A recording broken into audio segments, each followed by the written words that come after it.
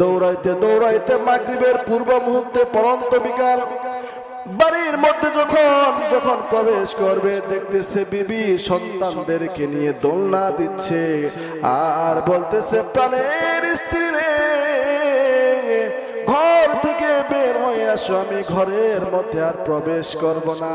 প্রবেশ করলে আমার দয়া লাগতে পারে, মায়া লাগতে পারে, আমি আর প্রবেশ করব না। চলে আসো, বের হয়ে চলে আসো।